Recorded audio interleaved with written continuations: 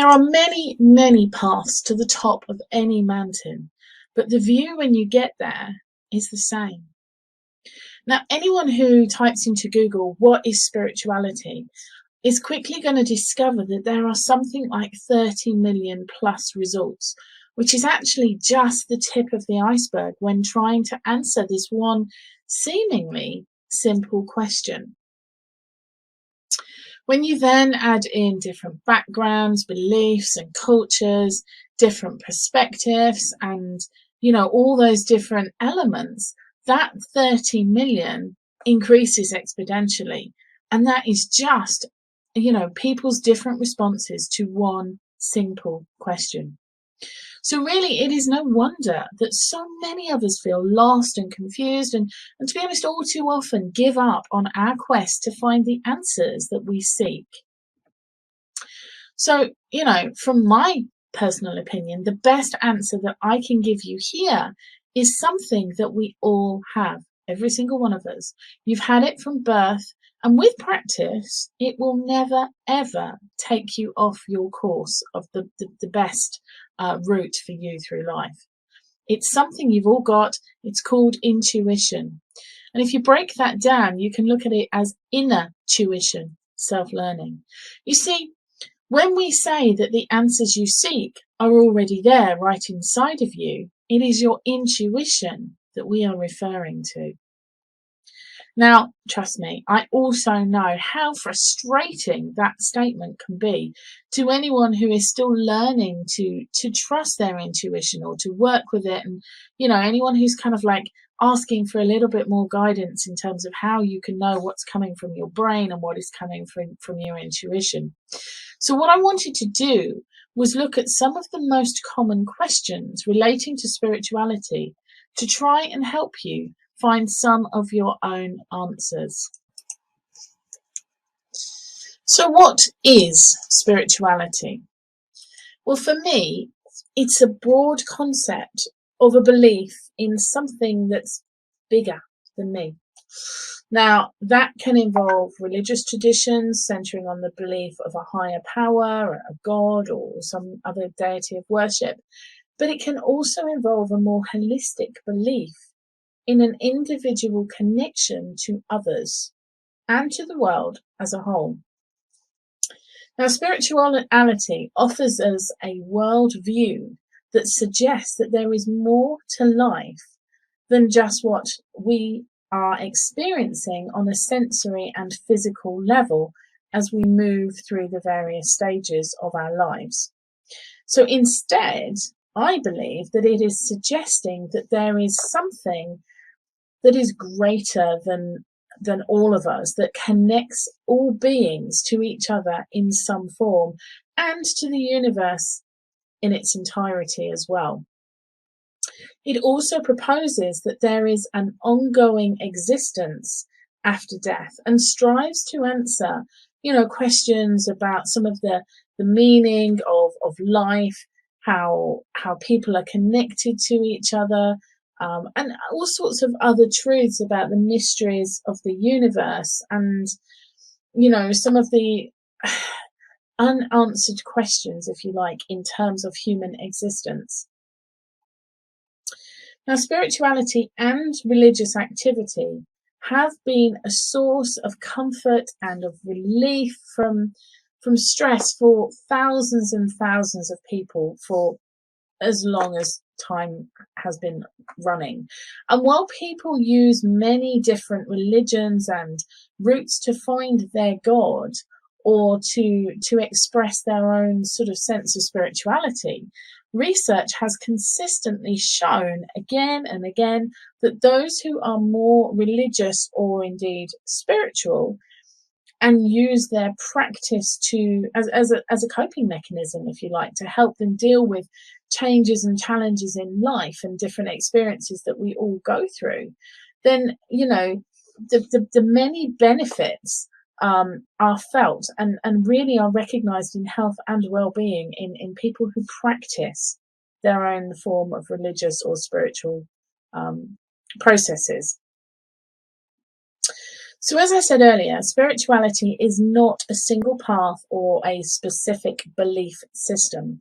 There are many, many ways to experience spirituality and the benefits of living in a more sort of spiritual existence. Now, for some people, this might involve belief in a higher power or a specific religious practice, Christianity or Judaism or whatever that may be. But for others, it may involve experiencing a sense of connection to a higher state or a sense of interconnectedness with with the rest of humanity, and probably for me, more importantly, a connection with nature. Some signs of spirituality that you may come across can include, asking really deep questions about sort of topics such as suffering and, what happens after death. They are the first sort of indications that, we're starting to look for something more. Deepening connections with other people is another sign of spirituality, or experiencing compassion and empathy for others. People often now identify themselves as empaths. Experiencing feelings of interconnectedness is another great sign, or feelings of awe and wonder when you sort of see somebody achieving something that you aspire to do yourself. Seeking happiness beyond material possessions or other sort of external rewards, something more than that big house or that new car or that big paycheck. Seeking meaning and purpose, they are key for an awful lot of people on this journey. But also those wanting to make the world a better place are, generally going down a spiritual path. Now, not everyone experiences, or at least expresses, spirituality in the same way. Some people may sort of seek spiritual experiences in every aspect of their lives, while others may be more likely to sort of have areas or topics and feelings under specific conditions, whether that be in meditation or journaling or whatever, or even certain locations can actually give you a feeling of connection where you don't necessarily get it everywhere else. So, for example, some people are more likely to have spiritual experiences in churches or other religious temples and buildings, while some might have these feelings when they are out enjoying nature, sitting on the beach, watching the sunrise, looking at a full moon, all kinds of different ways of connecting. And they are all equally valid in their own way.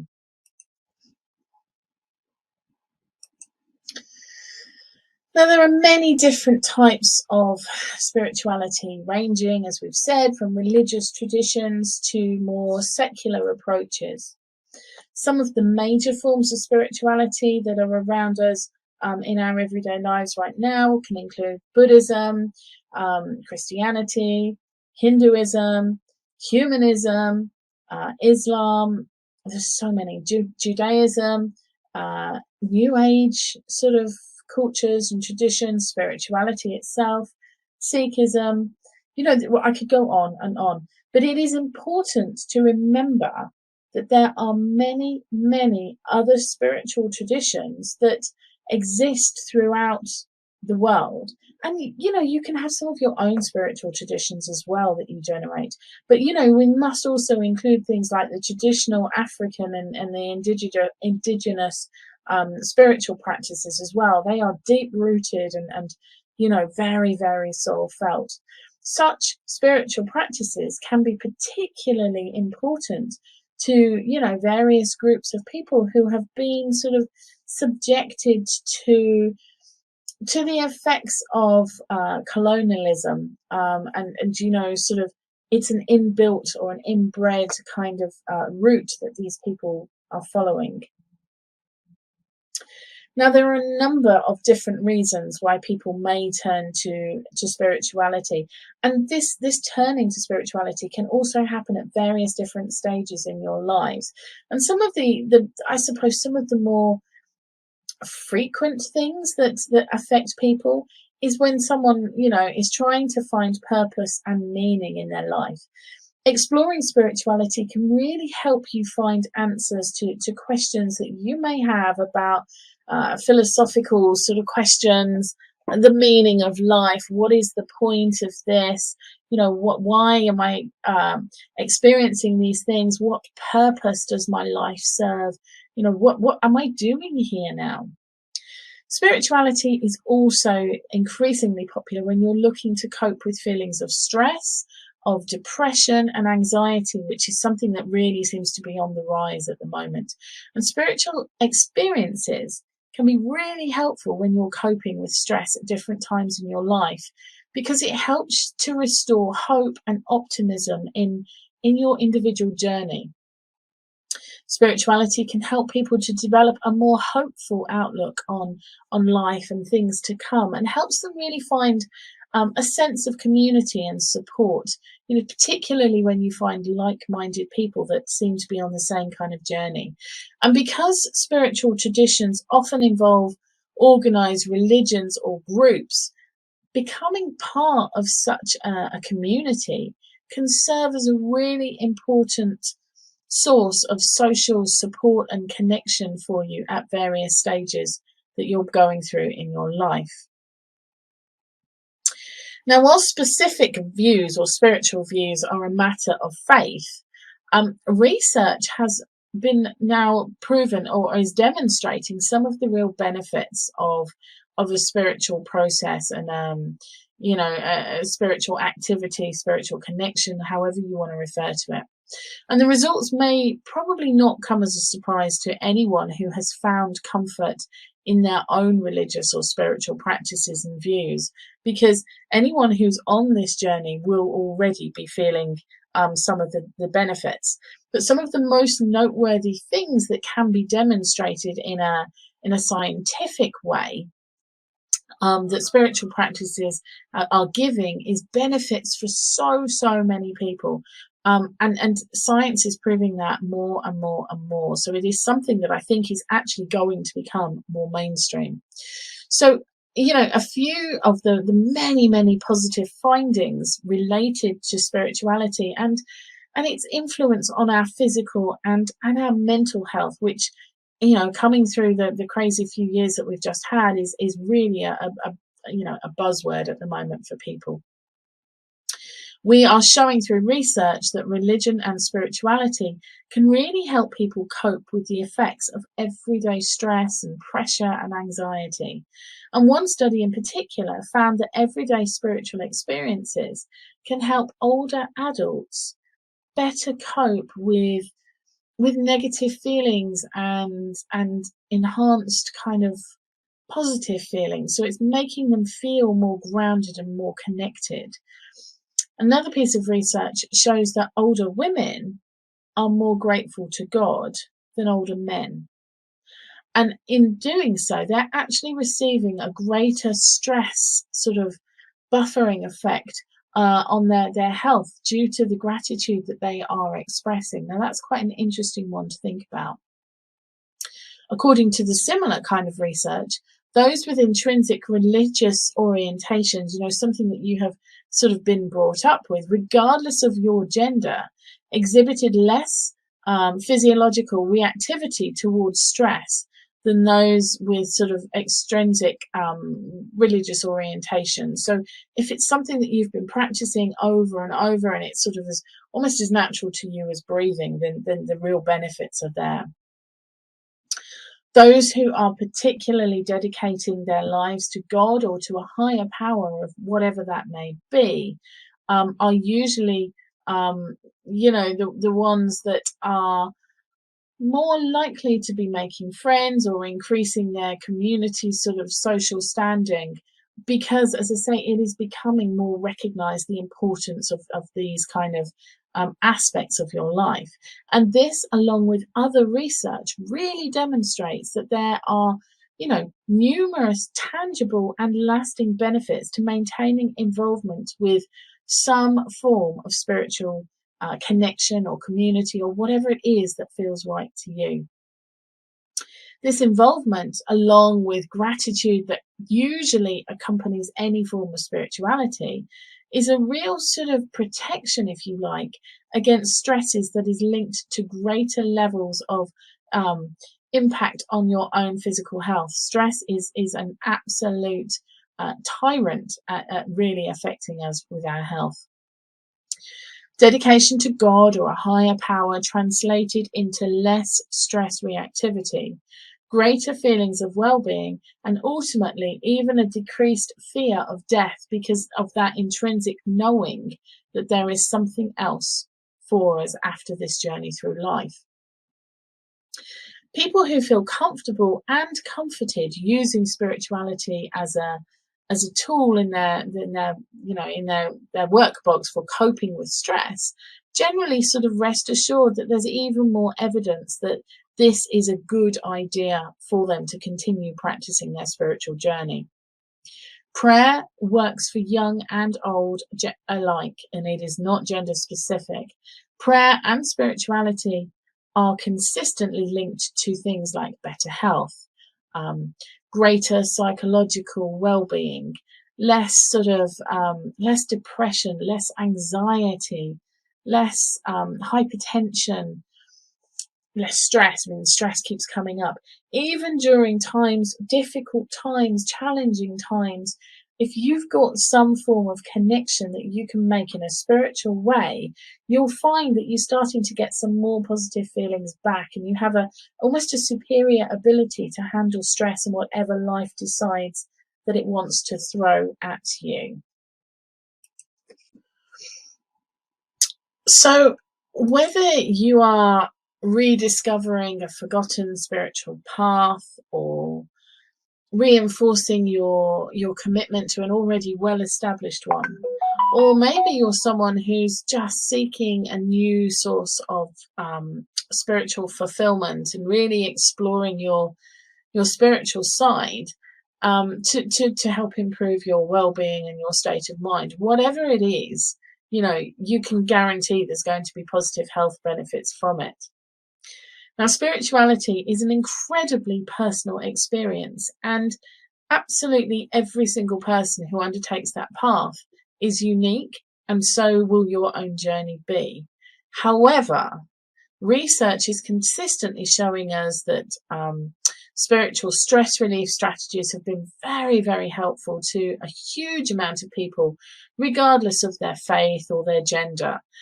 So, maybe it's useful to have a look at some of the things that you can maybe start to do to explore your own spirituality and perhaps start to deepen your connection a little bit more. So one of the first things I would suggest is that you start to pay attention to how you're feeling, because really embracing spirituality also means embracing what it's meant to be, or what it means to be human, both the good and the bad aspects, because we all have good and bad sides. Focus on other people, open your heart, allow yourself to feel empathy and help others. There really are incredibly important aspects of a spiritual life. Meditate. And if you can't sit there, don't think you have to sit there for hours. You can start with a minute a day, build it up to 5 minutes, and so on and so forth. Try and do it in the morning if you can, to engage in the sort of, the energy of the new day as it unfolds. Practice gratitude. Start a gratitude journal, or, just think or speak out loud of the things that you're grateful for each and every day. And this can be a fabulous reminder of what is the most important things in your life and what brings you the greatest sort of source of happiness in your day-to-day living. Mindfulness is another thing that a lot of people can easily bring into their daily activities, because by becoming more mindful, you're becoming more aware and more appreciative of what you have right now in the present. And being mindful really encourages you to be less judgmental, primarily of yourself, but also of others. And it encourages you also to focus more on the present moment rather than dwelling on the past or the future, because what you are thinking about now is, with absolute certainty, in my opinion, creating the kind of future that you can expect to be living in days, weeks and months to come.